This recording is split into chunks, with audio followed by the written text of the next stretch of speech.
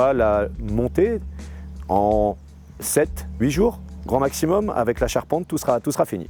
À l'atelier, sur les murs, c'est une petite semaine et après, il y a encore une semaine pour tout ce qui est des planchers, de la charpente, des assemblages.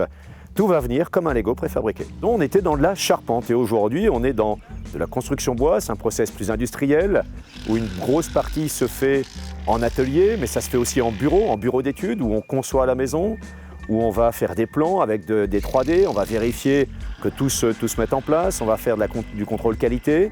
Au-delà de la charpente, aujourd'hui, c'est d'étanchéité à l'air, c'est donc tout ce qui est lié à la thermique du bâtiment, c'est la menuiserie extérieure quand il le faut.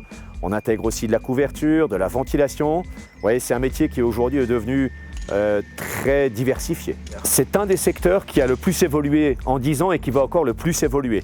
Un chantier comme ça, sans qu'on ait visualisé chaque pièce de bois en 3D, on n'aurait pas ce niveau de précision. On ne mettrait pas 3 heures pour poser un rez-de-chaussée, on mettrait une journée, 2 jours. Vous auriez vu des tronçonneuses, des réajustements. Là, non.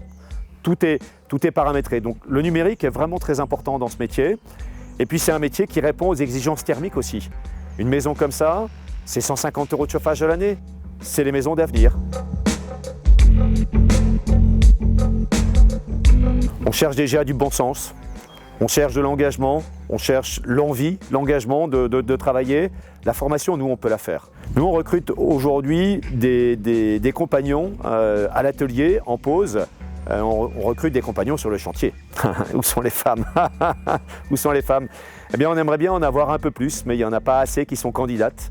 On leur laisse de la place et on les accueille, elles sont les bienvenues. Depuis petit, j'ai toujours aimé travailler dehors, et notamment avec le bois.